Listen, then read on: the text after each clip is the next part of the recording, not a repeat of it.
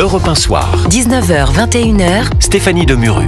Toujours en compagnie de Raphaël Steinville et Alexandre Malafaille. Alors vous le savez messieurs, samedi il y aura les funérailles du pape et ça sera on n'a pas envie de parler de diplomatie dans ces cas-là, mais tout de même ça prendra la forme aussi d'un petit mini-ONU avec un Volodymyr Zelensky qui meurt d'envie de rencontrer Donald Trump. La dernière fois c'était à la Maison Blanche dans les conditions dont on se souvient. Il y aura également Emmanuel Macron et écoutez le président français à propos des négociations sur l'Ukraine. La seule chose que nous avons à faire, la seule chose, je l'ai redit au président Trump que j'ai eu il y a 2 jours nuitamment, c'est qu'enfin le président Poutine arrête de mentir. Quand le président Poutine parle aux négociateurs américains, il leur dit « je veux la paix ». Quand il parle à la planète entière, il dit « moi je veux la paix ». Il continue de bombarder l'Ukraine. Il continue de tuer des vies en Ukraine. Il n'y a qu'une seule réponse qu'on attend. Est-ce que le président Poutine est d'accord pour un cessez-le-feu inconditionnel ? Les Américains l'ont proposé, les Européens le soutiennent. Zelensky a dit oui. Si le président Poutine dit oui, les armes se taisent demain, les vies sont sauvées. Alors effectivement, Emmanuel Macron qui faisait allusion à une frappe meurtrière, l'une des pires contre Kiev aujourd'hui, 12 morts et 90 blessés.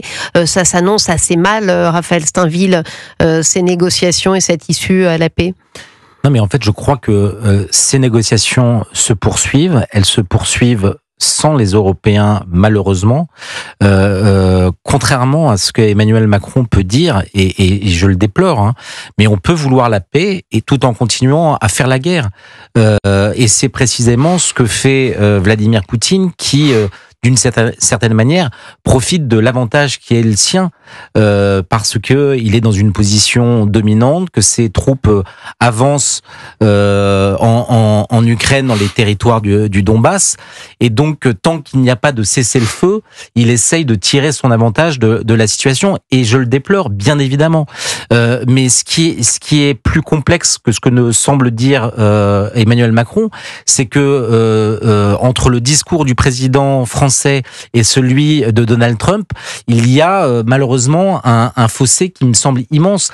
Les Américains nous assurent qu'aujourd'hui ils sont sur le point d'obtenir un accord avec les Russes, quand les Américains soulignent dans le même temps que le problème aujourd'hui c'est Volodymyr Zelensky qui, s'arc-boutant sur un certain nombre de volontés qui sont légitimes, notamment d'avoir et de conserver la Crimée, empêche toute avancée dans les négociations. Le problème, c'est qu'aujourd'hui, la Crimée, depuis longtemps, depuis 11 ans maintenant, elle est... Mais vous voyez les choses comment enfin, il faudrait forcer Volodymyr Zelensky à accepter ça. C'est sûr que c'est compliqué de demander ça, qu'on aime ou qu'on n'aime pas Zelensky. Chaque jour qui passe, c'est du sang et des morts supplémentaires qui viennent alourdir ce bilan tragique. Ce qui est certain, c'est qu'aujourd'hui, Zelensky ne peut poursuivre sa guerre qu'avec l'aide des Américains et le soutien des Européens.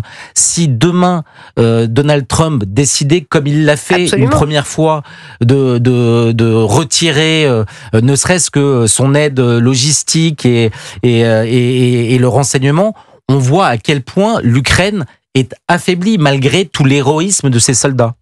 Alexandre Malafaille, en clair, ça pourrait être pire dans 6 mois. Et il faudrait, d'une certaine manière, je ne sais pas si je lis entre les lignes de Raphaël, mais en gros, il faudrait que l'Ukraine accepte les conditions qui sont quand même assez drastiques, alors qu'on ne demande pas grand-chose finalement en échange à la Russie quand même, Raphaël Steinville. Vous avez raison. Alors, c'est un peu plus compliqué parce que pour les Russes, et d'ailleurs comme pour tout le monde, y compris pour les Ukrainiens, la négociation n'est pas qu'une question territoriale. On ne parle pas que de savoir si la Crimée restera russe ou pas, et la Crimée fait partie du négo global. Et la négo est globale. Il y a bien sûr les questions territoriales, il y a les questions de sécurité, il y a l'OTAN, il y a l'Union européenne, il y a la question des prisonniers, il y a la question des enfants déplacés, il y a la question des dommages de guerre. Et on peut en rajouter encore quelques autres. Et qu'est-ce qu'on demande à la Russie en échange ? Il y a le rôle de la Russie. Donc la Russie dit, moi, si je fais un cessez-le-feu, temporaire ou global ou permanent, à un moment donné, j'ai quoi en retour ? Comment vous me traitez ? Comment vous me considérez ? Enfin, c'est une négo qui est extrêmement complexe. Et après, chacun joue en fonction de ses intérêts. Voilà, le vrai sujet qui me préoccupe, c'est soit on reste longtemps dans une logique de Ukraine égale zone grise, avec tout ce que ça veut dire et emporte comme conséquence grave à long terme pour nous Européens, parce que ce sera une poudrière et on n'en sortira pas, soit on est face à un Donald Trump qui veut un quick win, une victoire rapide, c'est ce qu'il voulait, 24 heures, rappelez-vous, et qui, parce qu'il est empêtré dans tous les trucs qu'il a fait n'importe comment, va chercher à avoir quand même une victoire, et pour avoir une victoire, il va faire un chantage auprès de Zelensky pour lui dire, voilà, maintenant, où tu capitules à des conditions qui sont pas acceptables pour toi, mais tu fais avec ces mauvaises conditions, sinon ce sera pire parce que je me retire. Et le chantage au retrait est vraiment quelque chose que Donald Trump est capable de pratiquer dans des délais plus ou moins courts. Et ce qui forcera de fait les Ukrainiens, à mon avis, une position d'acceptation qui sera pas du tout favorable à leurs intérêts. C'est ça que je crains. Alors, c'est là que, oui, Raphaël Steinville, que l'Europe parlera de son Europe de la défense, mais enfin, c'est vrai que ça nous fait sourire. Bien sûr, on ne pourra pas compenser, oui. et elle ne verra véritablement le jour que dans plusieurs années. C'est ça. Mais ce qu'il faut bien comprendre quand même du côté américain, et quelle que soit la politique très impulsive de Donald Trump, c'est que les Américains sur place, ils sont totalement, c'est triste à dire, mais totalement indifférents au sort des Ukrainiens. Vous allez les interroger. Titkoff le disait, c'est pas la priorité. Ce qu'ils voient, ce qu'ils considèrent, c'est que cette guerre qui se prolonge coûte cher aux États-Unis.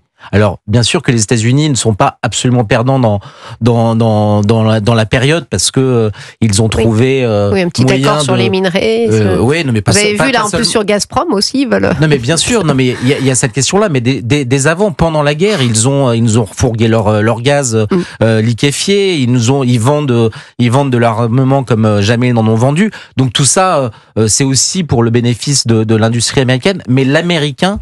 Ce qui est certain, c'est qu'aujourd'hui, il est presque ajusté avec Donald Trump sur son désir d'en finir au plus vite avec cette guerre. Oui, et puis le reste du monde regarde ça de très loin, très objectivement. C'est un sujet européen, c'est un sujet russo-européo-américain sur ce point particulier, mais après le reste du monde regarde ça de très loin. Et malheureusement, ce conflit fait aussi, sert les intérêts d'un certain nombre de puissances. Les Chinois... En tout cas, pas celle de l'Europe, ça vous a pas échappé. Les Chinois se servent des Russes. On se souvient encore de la fameuse phrase de Bruno Le Maire, l'économie à genoux, des Russes. On est parti dans cette guerre la fleur au fusil. Quand on a dit qu'on allait déclarer une guerre totale à la Russie en 2022, c'est ce qu'avait déclaré Bruno Le Maire. C'est la fleur au fusil, on voit le résultat. Après, les Russes se sont manipulés par les Chinois, qui sont utilisés, ils deviennent un peu leurs idiots utiles. Le reste du monde regarde ça très loin. Nous, en tout cas, le constat, c'est que ça nous affaiblit. Merci Alexandre Malafaille, merci Raphaël Steinville d'avoir été avec moi ce soir. Europe 1 Soir, 19h-21h, Stéphanie Demeurou.